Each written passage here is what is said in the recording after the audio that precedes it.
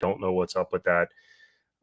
The play calling, just I don't get it. It was just it was just a big old disaster from beginning to end. I mean, obviously the Bills figured Sam Howell out, and that I think it's one of those things you're going to have to go back and watch it when you have access to like the all 22 and you see the breakdowns, see what happens. But it seems like they did just enough on the back end to get him confused and holding on to the ball a little longer. In the front end, just the front seven just did its job. Great job by Buffalo. Great game by them. They figured Sam Howell out, and now it's time to see how Howell and the offense react to that. Man, I felt like, me, I've been pretty critical of Brian Robinson and his running style. Today, I felt like he looked like a true running back out there who could create plays beyond 2 and 3 yards. We just never gave it to him. I don't know at what point that message sinks in, Eric, that we have to run the football. It has to be a part of our identity and a part of our DNA, or things are going to go poorly. When do you think that message sinks in? Based on the previous 3 years of Ron tenure, probably sometime around November when this team is 2-7. He'll have a sit down with the offensive coordinator and tell him to run the ball. It's such a weird thing. Bieniemy being a former running back, you would think that he would see the importance of the running game and what it means to this. He's just refusing to do it in the first half, and it doesn't make any sense. It was another huge out of balance game. Again, in the first half, they tried to get back to the running game in the second half, and then it just got out of hand and they couldn't do it anymore. But I mean, I don't know why. And even when they ran the ball in the first half, it was having success, and then he just went like 3 or 4 passes in a row. Howell started getting sacked, throws the interception. It's just he's not committed to the run, and I don't understand it early in the game.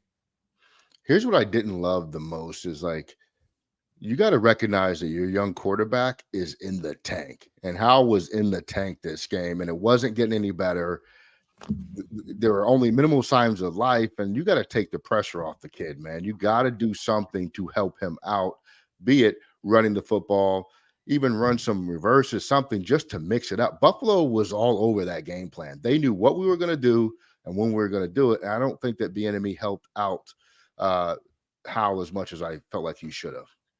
Yeah, I mean, I didn't see a screen pass until it was like 3rd and 24 in the third quarter, and they threw a screen pass that got called back, or maybe it was 3rd and 19, and the screen pass got called back, and then they ran it again, and it fell. And we saw 2 screen passes the entire game. I mean, Bieniemy's screen game was really what he was all about. It worked so well against Denver, and it didn't even look like they tried it in for the bulk of this game outside of those 2 really third and very long situations. I don't know what they saw, what they saw that Buffalo was doing.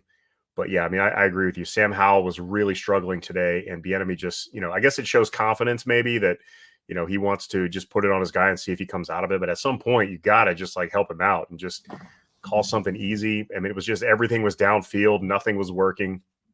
He was under duress the entire game. And again, just mad credit to Buffalo, right? I gave him a little bit of crap. Having not watched much of him prior to our pregame, episode, I gave him a little bit of a hard time. And look, I'll eat my words. Fantastic job by the Buffalo Bills defense. They nailed it this game, and absolutely great game plan by them. And again, Josh Allen is just being Josh Allen. I thought the defense, our defense, played well for the most part, other than giving up some long scrambles. I didn't really understand playing that much man defense against a mobile quarterback like that, but it is what it is. Only giving up 16 points in the first half, and really until the floodgates open, when it just turned into a disaster in the fourth quarter. The defense played well enough to keep it close. Just they got zero help from the offense today. It was, you make a good point. I mean, man coverage, turning your back to a mobile passer is always just a bad combination. I thought that, generally speaking, Buffalo neutralized our pass rush, though. And I think that's where this game was almost immediately lost, was we weren't generating the pressure. And when you don't generate the pressure, Josh Allen's going to pick you apart. He's one of those rare quarterbacks who can do it from the pocket and do it with his legs at an elite level for both of them. And it was on display today. Mike and I in the pregame said, you cannot let Josh Allen turn into a runner. He hadn't really been doing it all season. What did we do?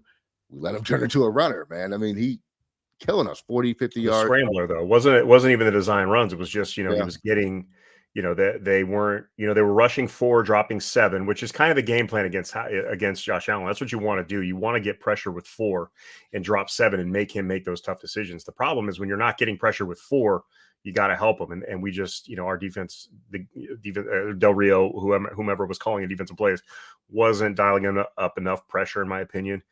And when he did, I mean, Allen beat it. Let's be honest. I mean, he just played. I don't think the way that Buffalo played today, Washington could have played its entire A game, been on point the whole game, probably still would have lost because Buffalo just looked like a buzzsaw. They were dialed in today.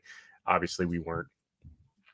Yeah, and I felt like this was a game when we really missed having really good linebackers because with a team like Buffalo, you can't play them without having linebackers. We don't have linebackers, that are effective in the middle of the field. Jamin Davis can move around and make some plays, and Cody Barton is what Cody Barton is.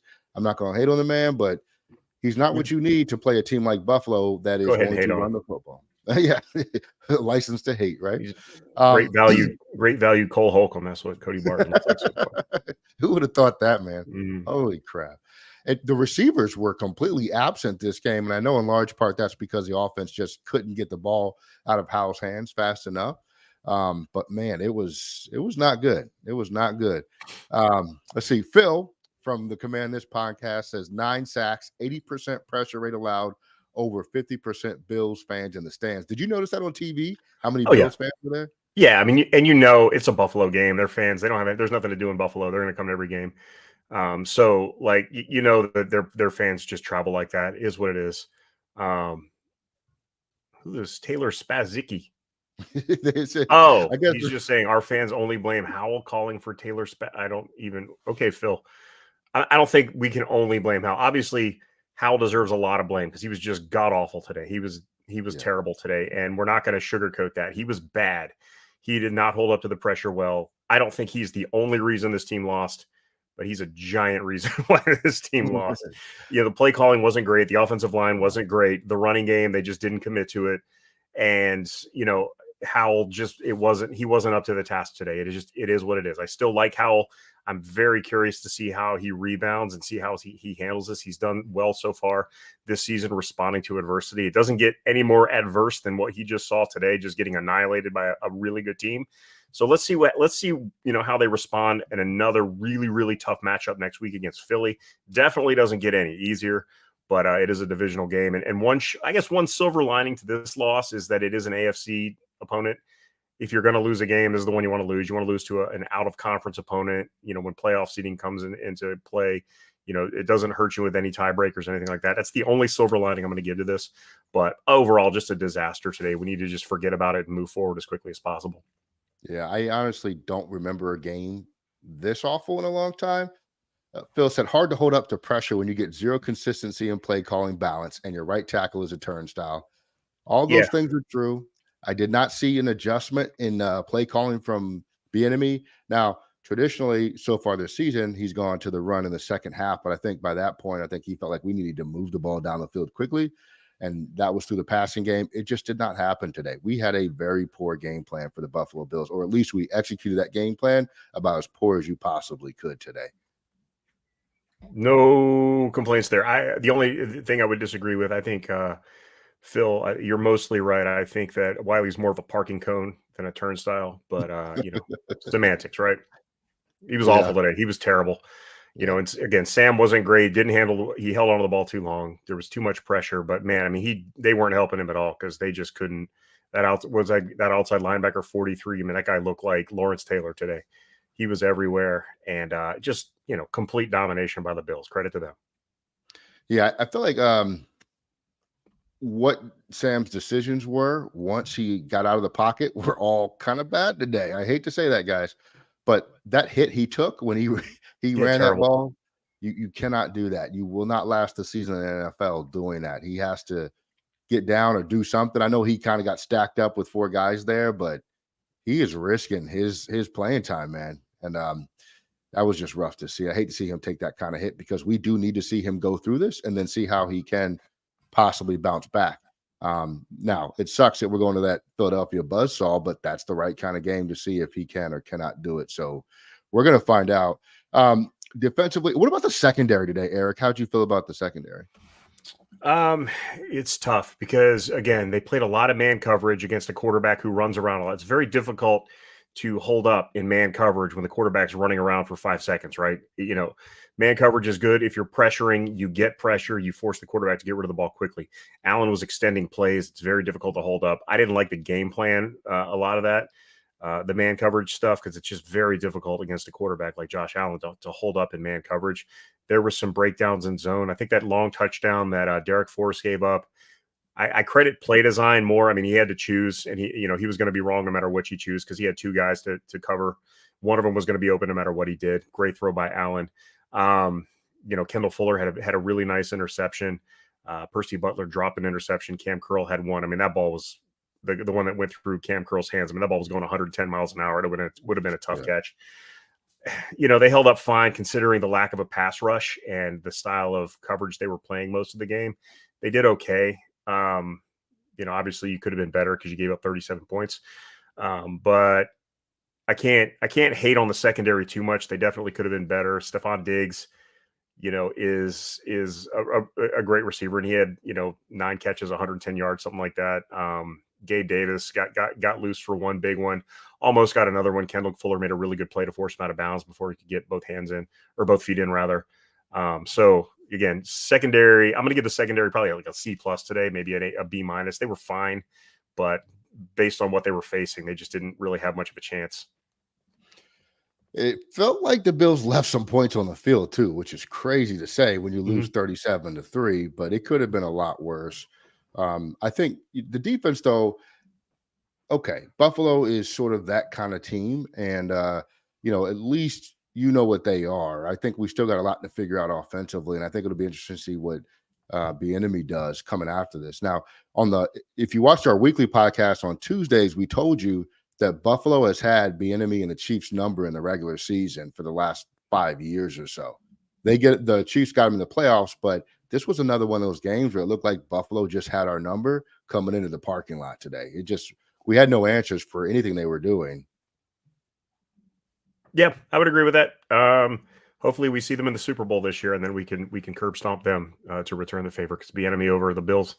Bieniemy's got McDermott in the playoffs, so let's hang our hat on that. Let's meet him again in the Super Bowl, huh? Yeah, for sure. Shout out to the Buffalo fans.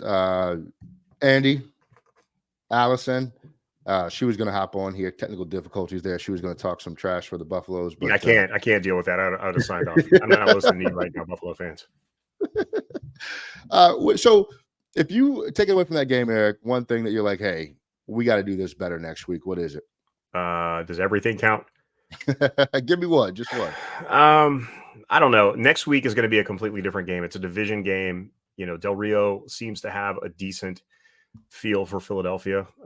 We've beaten them a few times with Jalen Hurts. And it's it'll be a different matchup. If it's 37-3 next week, then we've got serious problems. I think the one thing we need to do better next week, we just need to regroup. Go the Bills. That's the content I'm here for.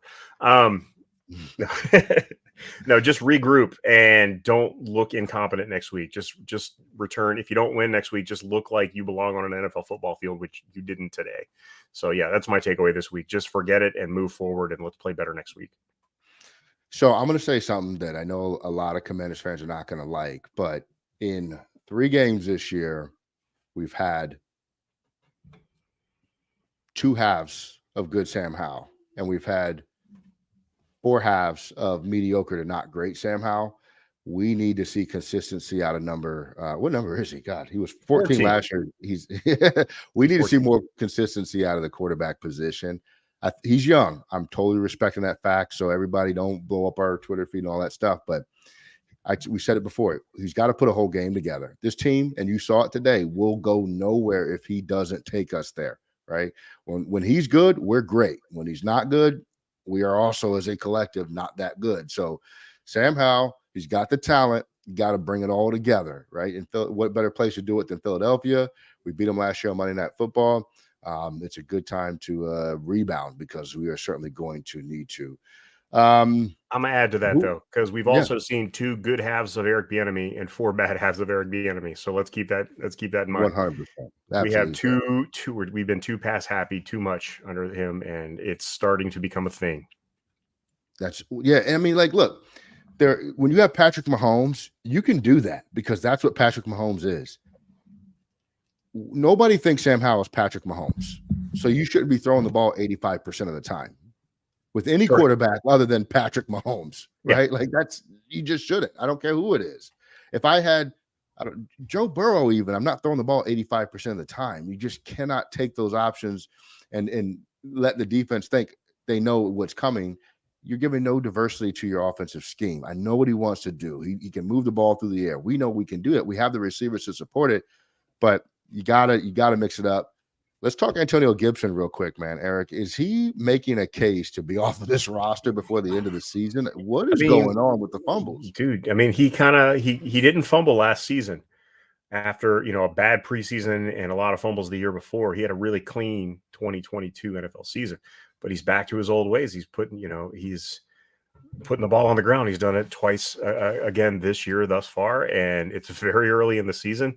And with Robinson running the ball very effectively, and Gibson, he's had a couple of good runs, but if you're in danger of putting the ball on the ground every time you touch the ball, I mean, you're going to see less and less carries, especially with like a Chris Rodriguez behind you who can do a lot of the same things that Gibson maybe can. Maybe not the passing game, but if you can get Rodriguez up to speed in pass protection, I don't know why you keep Gibson in the game at this point, because he is as much a liability as he is an asset when he's putting the ball on the ground at the rate that he does.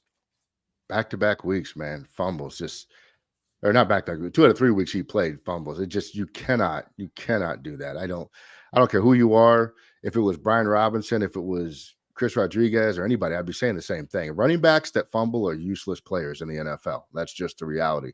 He's got to get it figured out if he gets more chances. I don't know that he will. I don't know where that rope runs out from the coaches with Gibson. You can't do it. You can't do it. Loss-wise, it doesn't hurt that bad, guys. We won 2 games already. That's why winning last week in Denver was so important. This is a completely different season if we're 1-2 going to play Philadelphia versus being 2-1 going into Philadelphia next week. So you got to win the games that are winnable when they're in front of you. Anything else stand out to you this game, Eric, that you want to call out? I'm trying to think of a player who had a good game, and the only one that comes close is probably Curtis Samuel. Played well, had 2 really nice catches. Probably, what do you have, 60 yards maybe? And Cole Turner, I think played pretty well. Outside of, I don't think you're going to get a lot of yards after the catch with Cole Turner, just based on what we've seen so far this year. He seems to be like a catch it and fall down guy. Even though, I don't know that Sam put it in the best spot or put it in a place where he could run it, be that where the defense was today. But I think Cole Turner, I think that you have something with Cole Turner. You have a reliable target. And again, Curtis Samuel played well. Terry McLaurin, got away with a fumble because he clearly fumbled on that play that they didn't call it for whatever reason. Again, he's Terry McLaurin. He's going to be just fine. Jahan Dotson is on a milk carton this year. Like, where is that? I mean, I really thought he was going to have a breakout season, and he's just not. He's been invisible most of the season. He gets a couple of catches here and there, but he hasn't done anything so far this year. So really need to see, more from Jahan Dotson. So yeah, it was just a bad game all around. And I'm going to, as soon as we sign off of this post-game show, I'm going to forget that game happened. And we're going to move on to Philly. As Belichick I'm going to give some say. props. I'm going to give some props to Kendall Fuller. I thought he played relatively well today, all things considered. Defensively, otherwise, it's tough, man. It's tough. I mean, it's hard to give out game balls. You think Ron gave a game ball to Josh Harris this game again, like he has every other game previously? Oh, man, yeah. Josh might give a game pink slip to Ron. Is that a thing? I don't know. Might be. Man, I didn't really notice Derek Forrest. I saw he got trucked once by Cook, I think it was. Diggs Cook's on my fantasy team, man. Let him score that touchdown. Yes, who got it? St. Juice. The first time St. Juice runs somebody down, it has to be to screw my fantasy team. Why was St. Juice on Diggs the whole game in man coverage? It was crazy. The slowest corner you have. He played okay, but I mean, it's just not going to work. Yeah. It wasn't gonna turn out great. Offensively, man, I feel like Brian Robinson. I'm gonna call him out. He had a great game. I'll give him a shout out. It's just opportunities. I just didn't get it. I did not get it. Why are we not giving this man just additional opportunity? The game was within 2 scores, and you could have just possessed the ball, and we didn't. We decided to go pass happy. I think is it right that we ended up with 10 sacks today? 10 Was it sacks. 9 or 10? It was a lot. I lost count. I predicted 4 in the pregame or in the show last week. I predicted 4. I was a little bit off. Yeah. I cannot dude, 4 picks is probably one of the worst quarterback stats I've seen in a long bad. time. That's going to be on the old news cycle this week. I mean, the news has been very gracious to Hal. He's gotten a lot of love. He's going to get a lot of attention this week for the 4 picks. That one that he threw to Espinosa when he scrambled out and then he just snatched it out of the air and returned it for a touchdown. That's not your week when that happens. I mean, it was it's just a guy making an incredible play. Not a great throw, but like 99 times out of 100, that just gets batted down or falls incomplete. That guy just made a ridiculous play. That's a ball that shouldn't come out, though. I mean, you No, just got to throw it out of bounds. You're outside the tackle box, throw it out of bounds, dude. Throw it out of bounds. WQ15 says it seemed like everyone was getting 5 to 10 yards. It was. Absolutely was. That is all 6 of them. Ooh, did you notice that when Gibson was in the game, we saw the return of the run play? We did. That stupid hand it to the, stand the shotgun, hand it to the back and let him go left or right. It goes for no yards. It's good to see Eric picked up some play calling tips from Scott Turner because that play needs to just die in a fire. The worst play call ever. I hate that play. It was brutal, man. I feel like Buffalo, it was just they were beating us with 4, they were beating us with 5. Howell was moving around the pocket too much, but he was running into pressure at times. Just all around. One thing we've noticed is that, like with Howell, you have to get the ball out of his hand early if you're going to be successful. He threw a beautiful ball to Curtis Samuel down the sideline, and it felt like that was the last good throw that we saw all day. Pretty much. Yeah, starting second half, it seemed like they drove down easy, but threw it away, says WQ15. Yeah, that ball was moving, did nothing. But again, another like ridiculous interception by the defender, but not a great throw. And he should not have made that throw in the first place. But that's another one that most of the time falls incomplete. But just, again, the Buffalo they were on their game today. That's all. I mean, they were just a buzzsaw. They were doing everything right. Everything was working. Whatever they did worked. Whatever they tried, they got all of the bounces. It's just one of those games that even if we had played our absolute peak, I don't know that we would have beaten them today just because everything was coming up roses for them. Allison Shu says, go this up. Supposed to be on the stream with us, Allison, but she says, go Bills. Yeah, you came in. Go the Bills. Hey, hopefully you didn't jump through a table in pregame like those Bills fans tend to do. We have got Philly coming up. That's going to be 2 games in a row that are going to be really tough opponents, and then I think it gets a little bit better after that. What if you're the coach? What are you saying to the team after the game today, Eric? I'm burning the game film, burying the game ball. Just you got to move on from this. This was just a disaster. I don't know that there's anything beneficial you can take from this game other than like what not to do. It's just one of those games that you just can't dwell on. You can't let it eat at you. It was just a disaster, and you gotta move on from it as quickly as possible. Yeah, this was a game you got out coached, you got outplayed, you got out prepped. You got out slept last night, whatever it is. Anything that could have gone wrong did go wrong. Now you got to see what the character of the team is. Allison only went through 1 table this week. That's great. Hopefully your back is okay. Eric, I think we're about wrapped up. Any final thoughts on this horrible game today? What game? I don't remember seeing any game. Did we play? Did we play today? I don't even know. I forgot already. I don't want to think about this game ever again. Just an absolute disaster. Just move on. You got to take it on the chin, get prepared, be ready to play Philadelphia next week. Thank you to everybody on the live stream. Thank you for everybody that's going to watch this later. We know a lot of you do. Shout out to everybody in the comment section, the comment gang. We appreciate you.